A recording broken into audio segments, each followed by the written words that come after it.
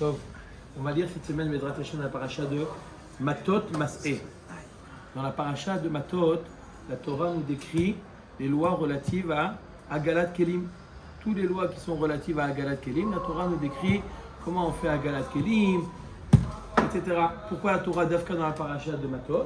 Parce que là-bas, justement, on parle de la guerre contre les Juifs, sont partis en guerre contre Midian. Et donc, ils ont eu le butin, ils ont récupéré tous les Kélim de Midian. Les Kélim de Midian étaient absorbés de choses interdites. Qu'est-ce qu'il fallait? Il fallait leur faire Agalat Kelim. Donc, la Torah nous dit, voilà comment on fait Agalat Kelim, etc. Le Ramban pose une question, il demande, mais les Juifs ont déjà fait une guerre. Les Bnei Israël ont déjà fait une guerre contre Sichon et Og. Là-bas aussi il y avait du butin, là-bas aussi il y avait des Kélim. Pourquoi la Torah décide de nous décrire les lois relatives à Galat Kélim d'Avka dans la paracha de Matot? Alors on a déjà vu ça dans Sichon et Og. On a déjà parti en guerre avec Moshe Rabbeinu. Pourquoi maintenant on a reçu des Kélim? Pourquoi la Torah ne dit pas là-bas pour faire Galat Kélim? Il répond le Ramban.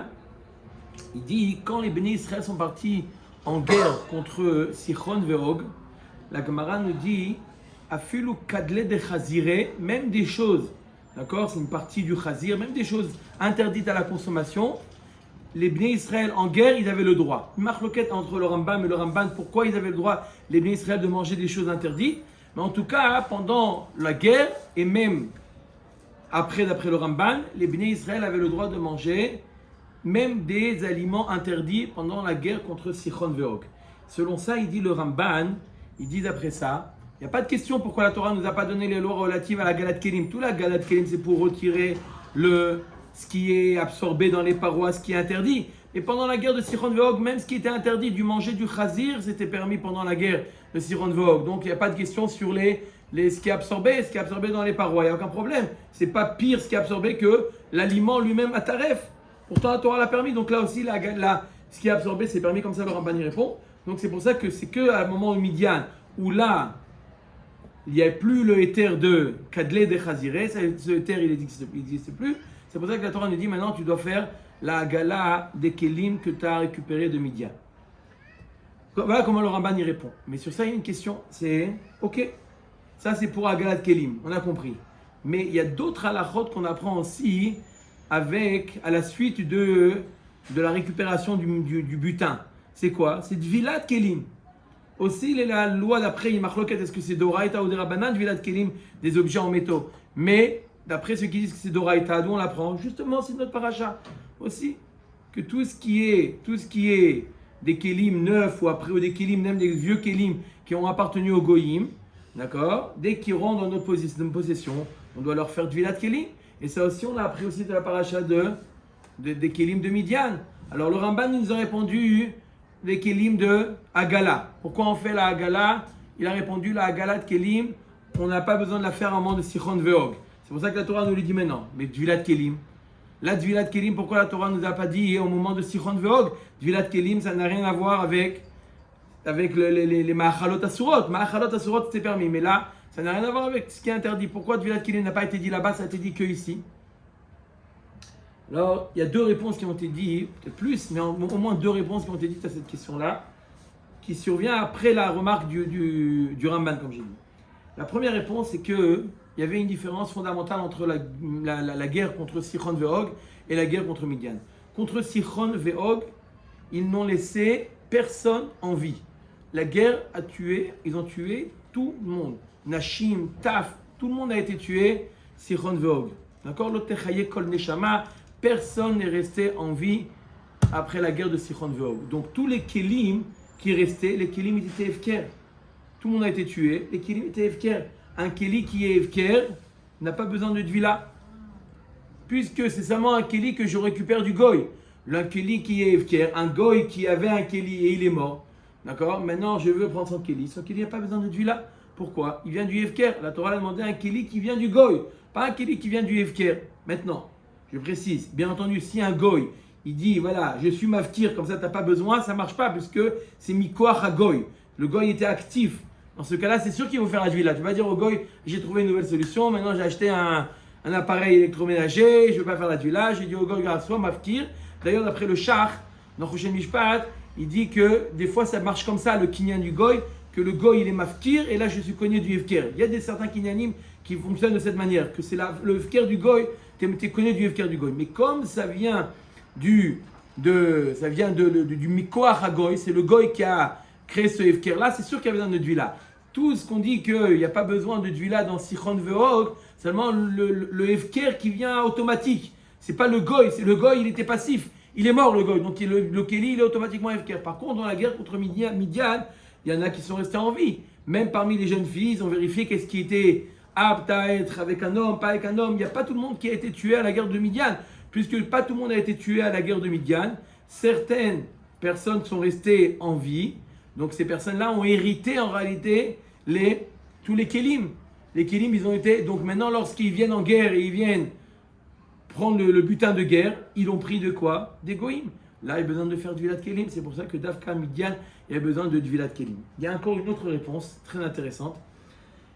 Il faut savoir qu'il y a une marloket rishonim, à savoir pour quelle raison on fait la Dvilat Kélim. Pourquoi on fait la Dvilat Kélim? Il y a deux explications. Une marloket rishonim, d'accord, il en ressort, elle n'est pas explicite cette marloket, mais il y a une chakira. Est-ce que la Dvilat des Kélim, quand on fait la Dvilat des Kélim, est-ce que c'est, comme on appelle ça, le Yerushalmi Mashmak, c'est une guéroute du Kéli, comme quelqu'un qui veut mitgayer, il se trempe, il est mitgayer. Pareil, le Kéli, il subit une sorte de guéroute, d'accord? Il y a la Touma du goy, et il passe chez la Gdusha du juif, il a besoin d'une guéroute. Ou c'est annexé à la Agala du Kéli. À ce qui est le fait que dans le Kéli, d'accord? Prenons pas des Kélim Khadashim, mais prenons des Kélim qui appartenaient à un goy. Un goy, il a fait à l'intérieur des choses, des Ma'achalot Asurot, des choses interdites. Ces Ma'achalot Asurot donnent une certaine Touma.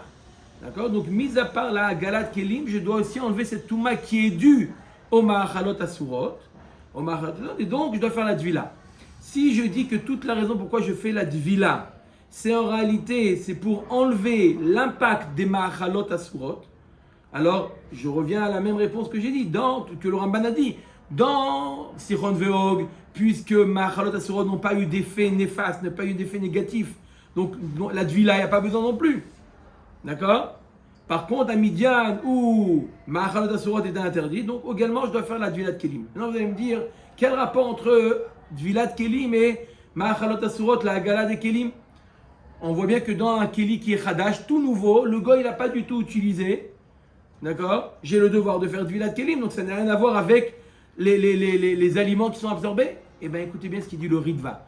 Le Ritva dans Avodah Zarah, il dit pourquoi un Kéli Khadash, je dois lui faire Dvila. Il demande le Ritva, il n'a pas absorbé des Ma'achalot Asurot. On voit mes fourrages dans le Ritva que c'est le fait que le Kéli est à l'intérieur des Ma'achalot Asurot, c'est ça qui nécessite la Dvila. Alors il demande pourquoi un Kéli Khadash. Il dit un Kli Khadash parce qu'il est voué à recevoir des Ma'achalot Asurot. Un Kli Khadash du Goy, il est voué à recevoir des Ma'achalot Asurot, puisqu'il est voué à ça, il est destiné à recevoir des Ma'achalot Asurot. Il nous dit le Ritva, c'est pour ça que j'ai besoin de le tremper. Puisqu'il est destiné à avoir des aliments interdits, je dois lui faire la Dvila. Je dois lui faire la Dvila. D'après ça, d'après ce Ritva, on comprend également aussi, il y a marqué que est-ce qu'on fait d'abord, quand on a un Kéli, on doit lui faire un Galat Kélim ou Dvilat Kélim d'abord, on a un Kéli d'un Goy qui est absorbé de Ma'achalot Asurot. D'accord? Est-ce que l'ordre il est important ou pas? Machloket Ramban, Tosfot, Machloket Rishonim, est-ce que l'ordre dans lequel je commence, j'ai un Kéli, un vieux, j'ai acheté dans un vide-grenier, j'ai acheté une marmite, je dois lui faire la Hagala et je dois lui faire la Dvila. L'ordre est important ou pas? Partie des Rishonim qui dit oui, tu ne peux pas faire la Dvila avant de faire la Hagala. Ketovel vesheret beyado. C'est comme quelqu'un qui se trempe avec le sheretz dans la main. Il se trempe dans le mikveh avec le sheretz dans la main. Tu restes avec la Touma.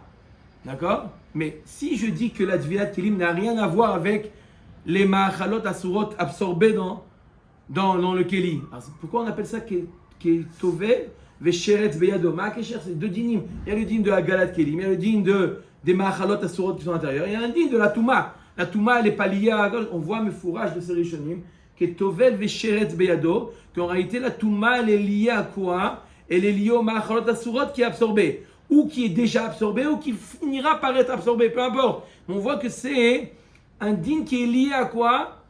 Au Ma'achalot Asurot. Si je dis qu'à Sichon Ve'og, il n'y avait pas de Ma'achalot Asurot, il n'y a pas non plus de Dvilat Kelim. D'après les Rishonim qui disent que non, on peut commencer par, peu importe l'ordre, on peut commencer par la Dvila avant la Gala, donc il comprend que c'est pas Kachou. Là, d'après ces Rishonim, Inachinami, la question, elle est pourquoi Behemet, on avait besoin de préciser la Dvila d'Afka dans Milchemet Midian et pas dans Milchemet Sichon Ve'og. Là, on peut répondre, comme on a dit auparavant, que ça vient du Hefker. Donc, on en a deux réponses. Pourquoi la Dvilat Kelim n'a pas été précisée déjà depuis la guerre de Sichon Ve'og? D'accord? Première réponse, parce que Sichon Ve'og, tout le monde était mort et c'était du Hefker. Deuxième réponse, puisque la Dvila en réalité, c'est une conséquence de la Touma qui provient, pas simplement de l'appartenance du Goy, qui provient de la Touma des Ma'achalot Asurot.